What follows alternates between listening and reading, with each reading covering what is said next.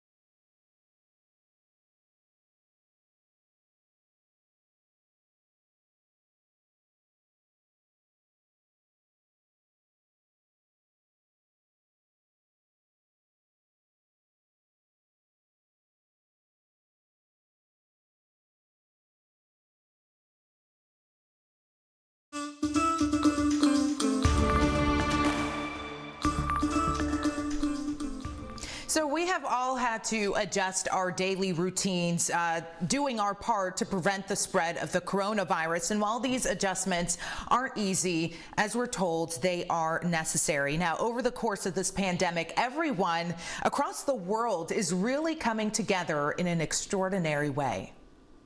These are the images we will never forget. Our heroes in hospitals. Thank you, guys. Used to saving lives, not risking their own. But each night, that sound as the city stops at 7 p.m. to let doctors and nurses hear our gratitude. How is it that in this era of physical distancing that we now feel more socially connected than ever before? Through prayer and with music. Imagine all the people. Businesses may be closed, but our hearts have opened to the simple, beautiful gifts of life, to the realization that the easiest gift of all to give is our kindness. We are embracing our common humanity, that in these United States of America, Lending a hand in time of need is how we show patriotism. We rally to fill the food lines and help those in need. We watch with awe our military men and women build hospitals in days and send comfort and mercy weeks ahead of schedule. We thank all our essential workers like those in grocery stores and restaurants. Because while we are united in a sense of grief of what we have lost, we are also united in what we have found, a shared sense of hope that we will emerge from this together.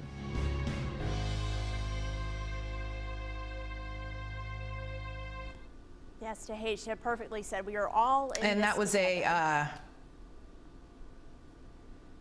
Yes, Maddie, I was just going to say that was just a great commentary by CBS Evening News anchor Norah O'Donnell. And the more and more that I'm hearing these stories of hope, you know, it really just puts a smile on my face to know that we aren't alone. I know sometimes, especially if you live at home, it kind of feels that way when you have no one around you to have a conversation with. But I am always encouraged when I hear these stories of people giving back and finding ways to stay connected throughout this pandemic. Yes, I think that beautifully highlighted all of the thank yous and the messages being sent across the country, but especially here in the Triad. We have just seen an outpouring of support from our neighbors to each other, and it really is uplifting. A great reminder and a great way to start the weekend as well. More of the 4 to 5 after this.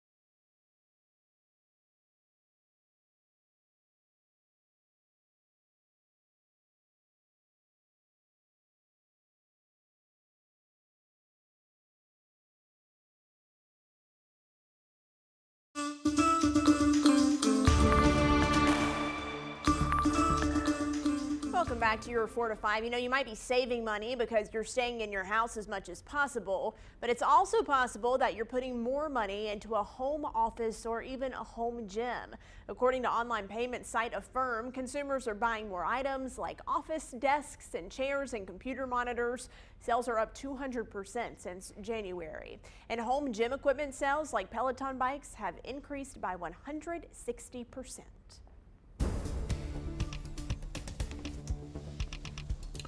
Well, a beautiful day to look out the window, but maybe a little rougher if you're trying to go take a walk or something. You're blowing away and you have to bundle up again. Easy to forget, just a few days ago, we were in the 80s and firmly in the 80s too. Right now it's 55 at the warmest point in the day during the afternoon. The humidity is bone dry. Our dew point is 21 and the wind still whipping around pretty good. Check out the mountains. They're in the 40s currently. No one right now in the 60s except for Troy, just at 61 degrees right now. The wind's still very gusty and they'll remain so for a couple more hours. Overnight tonight though, even as it gets cold, the wind will be going away. That's good news. If you hate the wind, it'll be easier to sleep tonight. The problem is though, that cold air could mean a patchy frost, even a hard freeze for many of us. Freeze warnings and frost advisories are posted for your Saturday morning. Quick look at the 7-day forecast. We have sunshine for Saturday, but a storm threat lingers for Sunday night. We'll have more on that coming up.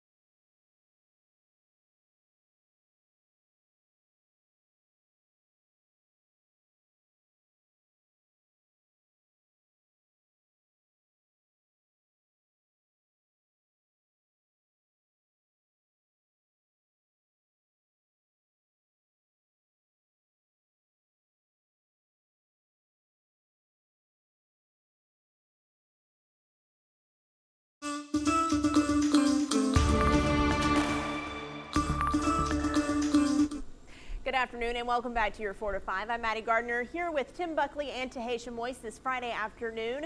We are live streaming right now on WFMY News 2's Facebook page. You can watch our show there. You can also comment. This is not a one-way street. We are commenting back, so just join that conversation and use our hashtag, the word 4, number 2, word 5. Let's check in now with Tahisha Moise.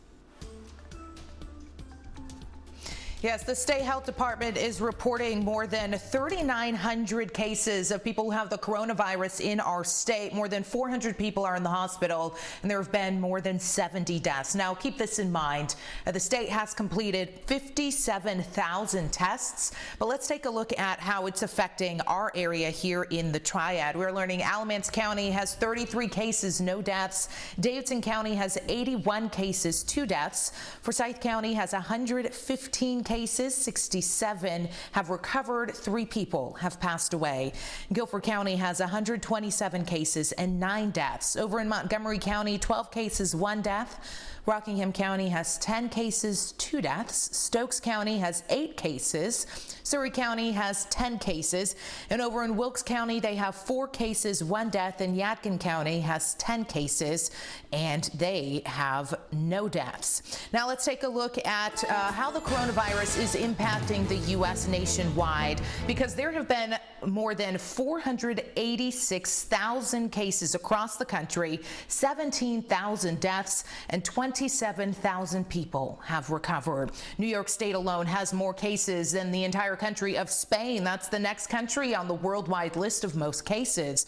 President Trump says the aggressive steps the country is doing is working, even though the number of deaths may still be alarming. In the meantime, he is considering creating a coronavirus economic task force to study the best ways to get businesses up and running and people back to work. Nearly 17 million people are now unemployed, and the impact shows tens of thousands are turning to food banks across the country. Let's take a look now at your 4 to 5 roundup. The CDC indefinitely extended its no sail order for cruise ships. The agency says there are around 100 cruise ships still at sea around the United States, with nearly 80,000 crew members on board. At least 20 of those ships still sailing or those at port have crew members with known or suspected cases of COVID-19. Rudd Farm's 20th strawberry season will look a little bit different this year. The Greensboro farm will open a drive-through for strawberries on Monday and Tuesday. Rudd Farm says it depends on how cool the weather gets over Easter weekend, but they'll provide updates on their Facebook page. They will be drive-through only for now, and no pre-orders will be available. The Masters Golf Tournament was supposed to be this weekend, but of course it was postponed because of coronavirus. Instead, CBS is going to broadcast the final rounds of the 2004 and 2019 Masters on Saturday and Sunday. They'll also have highlights from the 1975 Masters. Phil Mickelson and Tiger Woods will join CBS lead broadcaster Jim Nantz as they look back at 2 of their monumental victories. And a Charlotte area church paid off $2 million worth of medical debt for people who could not pay their bills. Freedom House Church wants to spread hope this Easter season and help in the battle against coronavirus. Many people all throughout the Charlotte area went to check their mail and found letters that simply said paid in full for their medical debts. Well, it's time for your email bag, where we answer your questions, comments, and concerns. And today, someone asked us about egg prices. Take a look at this email. They said, just went to Dollar General and they're charging twice as much for eggs, $3.65 for a dozen that was formerly $1.58. Well, we might start seeing a lot more of this in stores, and here's why. Nielsen data says that egg sales went up 44% for the week ending March 14th. That's compared to last year. Reports also say wholesale prices are up 180% since the beginning of March. That means stores either have to raise their prices or lose money. Remember, if you have a question that you want answered, you can email us. Our email address is 425@wfmy.com. So you've been hearing for weeks that N95 masks are in low supply, and the masks look relatively simple, right? It has 2 outer layers of fabric with a thin filter in between. It turns out, according to experts, that the surge in demand for material for that thin inner layer is a key reason for the global shortage of N95s. The filter is made of thousands of fibers that are each thinner than a strand of hair and are fused together, and it's getting harder for companies to get their hands on that filter, and established companies are having trouble boosting production because they can't buy more machines that they need to make those masks. Those in the industry say those machines can take 9 to 12 months to make, and they are quite costly. So the coronavirus seemed to just take over quickly. In the beginning, officials marked the origin of the virus at a meat and seafood market in Wuhan, China. But now officials believe that the outbreak in New York came from some regions in Europe. So where did the virus originate? Let's connect the dots. Researchers continued their detective work trying to find out more about COVID-19, and new clues show the worst outbreak in the U.S. did not originate in China. Let's connect the dots. Almost as soon as coronavirus surfaced, scientists started poring over COVID-19's genetic material. Viruses mutate at a regular rate as they spread, and that allows researchers to not only trace where it came from, but just how long it's been spreading. Two different groups of researchers looking at cases in New York City, which is the current epicenter of the outbreak in the United States, found the predominant strain spreading there actually originated in Europe. Scientists believe it was brought over by travelers and started to spread in mid-February, weeks before the first case was confirmed in the Big Apple. Through this genetic sequencing, researchers have found the oldest strain started in China in late 2019 and most likely originated in a Chinese horseshoe bat.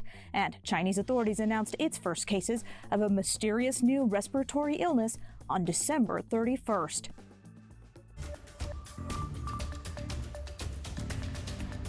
Well, with no mass gatherings allowed, a more than 200-year-old musical tradition is making some major adjustments. WFMY News 2's Denise McMiller shows us how Home Moravian Church in Winston-Salem is fighting to keep their Easter Sunday tradition alive. Right here is where thousands have gathered for nearly 250 years on Easter Sunday. But this year, the field will be empty. One of America's oldest sunrise services is going virtual. Moravian Easter sunrise services typically begin at Salem Square. Thousands fill the area to hear from the 300-person brass band as they walk to God's Acre graveyard by sunrise. This year, none of that will happen. Churches have stopped services due to Governor Roy Cooper's no mass gathering order. To keep from canceling the more than 2-century tradition, the service will be streamed live on their website. It won't be the same as showing up there. It definitely won't be. But my biggest hope is that it will be maybe not the same, but it is what we need, if that makes sense. I do think it's what we need right now. The band is cut down to 8, and the call to response style service will be led by Reverend Chaz Snyder from Moravian Home Church. I spoke to a woman who's been a member of the Moravian Band for 35 years. At 6, how it's impacting her and the 11 other bands who were expecting to perform. Dahisha, I've covered that service several times when I was a morning reporter on the weekends, and it is truly something special. I hate it won't be live this year, but I'm so grateful that technology is making it available, perhaps even to more people. Right, and 200 years of history. You talk about the technology aspect, and this is really something that I think can sweep across the nation, really, because 200 years, and there have been some people that have never heard of this. So I think, like you said, this is a great opportunity to get more eyes on that service. And I know Easter is a symbol of hope for a lot of people in religious communities. So that will be a great way to be able to spread that message far and wide. Now, I know many Easter services will look a lot different. Easter plans maybe will look different as well, right, Maddie?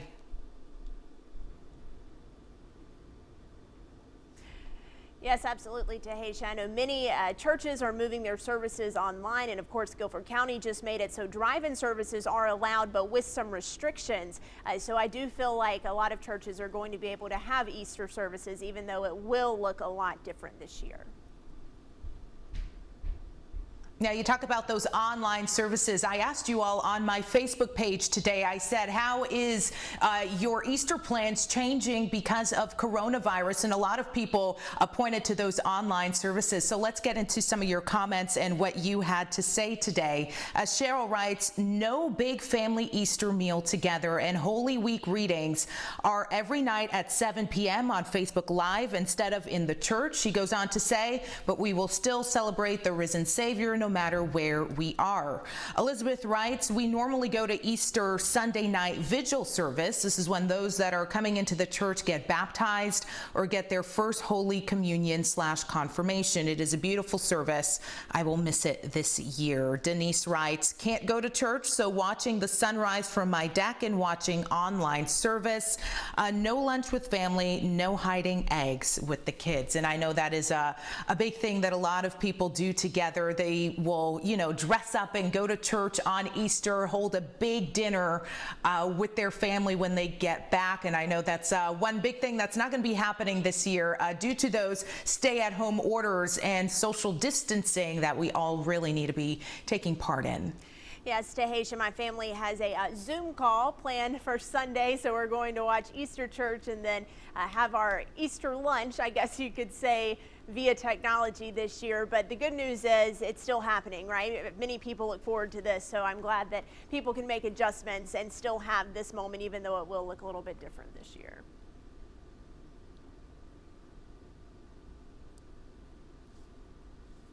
All right, let's check in now.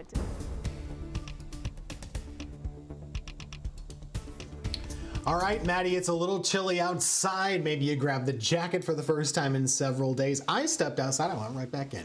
It's in the 50s right now. The sun is shining, but it's not just the temperature. It's really the wind that continues to whip across the area. The good news is that the wind will be going away tonight, and it doesn't bother us tomorrow. What you will notice overnight tonight, under clear skies, it gets downright cold. We actually have a freeze warning and a frost advisory for different parts of our area. What that means, temperatures will be cold enough that it might be able to kill some of those sensitive plants, the summertime plants you might have gone ahead and put in the ground already. If you have, I'd recommend covering them. That's the best way to protect them. We'll be in the mid-60s for highs with all sunshine on Saturday, but watching the weather pattern very carefully. Saturday, no issues, but Sunday, this weather pattern in the middle of the country that's bringing severe weather is headed our way for the nighttime. We'll talk more about that in a few minutes.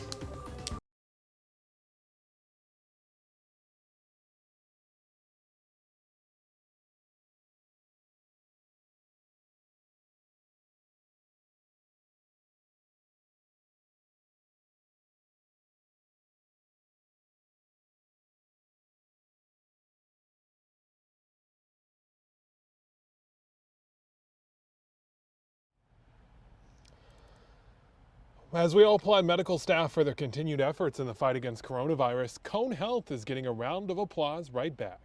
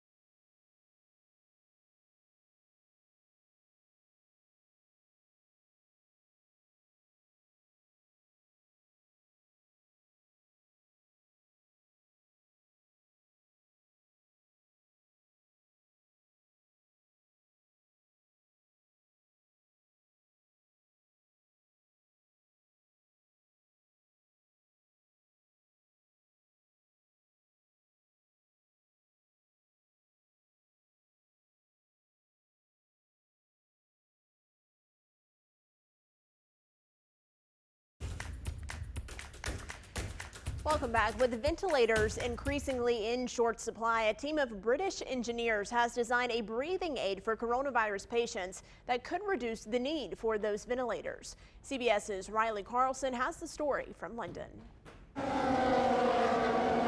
The coronavirus may have put the brakes on Formula One racing, but the Mercedes-AMG team is not out of the race to help those infected. Breathe nice and easily. Well done. The company joined up with researchers and engineers at University College London to design a machine that delivers oxygen to a patient's lungs to help them breathe without the need for a ventilator. With this, the patient can be spontaneously breathing, communicating, and hopefully better oxygenating.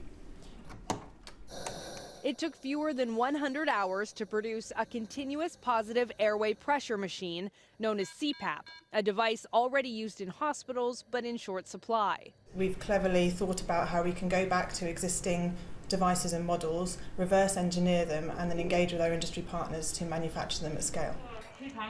China and Italy used CPAP equipment to help COVID-19 patients. Reports from Italy show about 50% of patients given CPAP did not need a ventilator, keeping the devices free for those who desperately need them. I sincerely think it may actually save many lives by preventing patients from needing to go onto a ventilator. The breathing aids are being trialed at University College London Hospital and will be rolled out to other medical facilities soon. Mercedes-AMG says it can scale up production quickly, delivering 1,000 a day if needed, helping healthcare workers keep their foot on the gas so more patients can recover. Riley Carlson, CBS News, London. Well, we are learning more about why smoking and people with lung disease are at a greater risk of developing severe COVID-19 infections. Researchers in Canada found that those groups have higher levels of a specific molecule in their lungs. That in turn creates an entry point for coronavirus. The lead researcher says there has never been a better time to quit smoking to protect yourself from COVID-19. All right, here's something to think about. You know, many people may be playing some video games, and a lot of it because they are stuck at home. Well, it turns out playing video games will cause some long-term changes to your brain, but maybe not in the way that you think. A study in China tracked expert players of the real-time strategy game League of Legends. Maybe you've heard of it. The players showed improved visual attention, making them better at focusing brain power on more important information outside the game. Well, Novant Health is partnering with someone who is keeping it fresh when it comes to coronavirus. Check this out. Everybody, keep your face mask on. Don't take it off because corona's strong. And wash your hands for 20 seconds long. 6 feet, keep 6 feet, keep 6 feet. Social distance is on. Yeah, it's Dougie. Novant Health and the rapper partnered to spread the word and not germs. Tahisha, I gotta be honest, that's a bop. I might just play that after this is all over. Yeah. No, I think I will. I already described it in my head. I'm like, okay, bop, earworm, one of those songs you just can't get out. I was kind of just doing like this, moving. I'm all for it, and I love to see just people getting involved. Wash your hands, it's important. It is important, and if you need a song to remind you of that, so be it. I'm glad we have Dougie Fresh to rap one for us. That's great. We'll make up like some kind of other song for him, right? We'll figure it out. A 4 to 5 one after this is all said and done, maybe. We'll figure it out. No, I'm just being silly. All right, Tim, let's check the forecast. You crazy kids. That's right. Wash your hands, everybody. Wash your hands. Hey, what we're watching weather-wise. Yes, the wind. We'd like to get rid of it. It's been with us for several days. It is going away, though, heading into tomorrow, and that's the good news I have for you. The reason is, and the whole wind was all created because we were caught in between low pressure over here and high pressure over there. Tomorrow, low pressure goes away, so it's just high pressure. That will get rid of the wind, but overnight it's really cold. We're waking up to 30s and a patchy frost. Yes, that's the real deal for tomorrow. The big concern this weekend has nothing to do with Saturday. It's all about Sunday night and Monday morning. There's a threat of severe weather. Severe thunderstorms, possibly damaging ones, and maybe even the threat for tornadoes is going to go all across the South. There's nobody that's really immune to this across the Southeast this weekend. The main time frame that we are watching is 8 p.m. Sunday to 8 a.m. on Monday for that rough weather. So what I want you to do, make sure you have a plan, a safe place to go in the event that a warning is issued, and make sure you can get those warnings. Have the phone turned on and next to your bedside. We quiet down early next week. That's your 7-day. We'll be back just after that. Coming up on WFMY News 2 at 5, Guilford County has changed its stay-at-home order. Some of the changes address 3 main areas: church services, car dealers, and car washes. WFMY News 2's Grace Holland is going to break down for you where you can and can't go and all the new details in a live report at 5.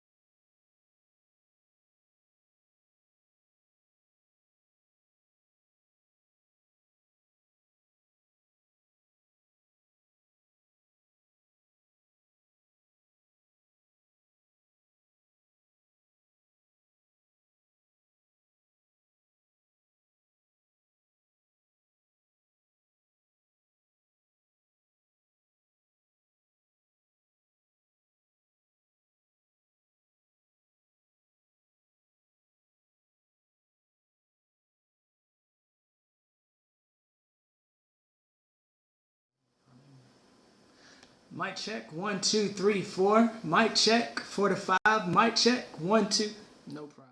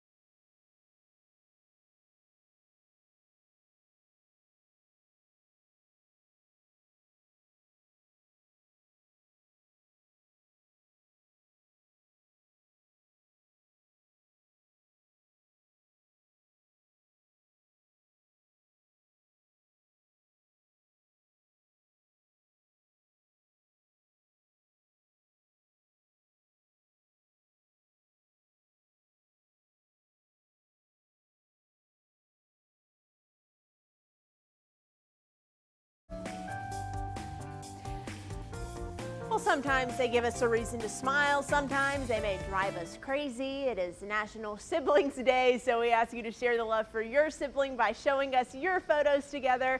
Digital guru Brian Bennett put some of those together. Brian, do you have any siblings? I do. I actually have an older brother, so big shout out to Jonathan out there in Fayetteville, man. Love you, man.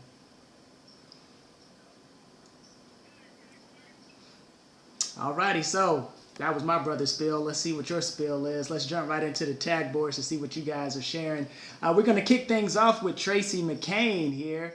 This is a picture with her and her brother, and you can definitely see the resemblance. I'm loving that picture. Moving things along, here's Carol. I love the vintage photos, by the way. She says, the Carnell girls. Let's keep it moving. Amanda says, how about this 3-sibling trio? She says, best siblings with the heart emoji. Keith, I thought this one was absolutely awesome. He says, National Siblings Day. Well, this is my brother and I with our precious mother. Happily Siblings Day. Bradley Joe Grubbs. And this one comes from Beth Ann. She says, an older one, but my favorite. She says, Margaret Minton Laws, Katie Brogan Minton, and Wendy Cooper Brenner. A lot of love in the air this Friday afternoon. And Maddie, I'm going to tell you, I am not mad at it. We can all use some more love, right? Hey, I know my sister Cassie is watching from Austin, Texas on Facebook. Love you so much. Happy National Siblings Day. And to all the brothers and their sisters out there, we're so glad you're in our lives. My 2 cents is next. We'll be right back.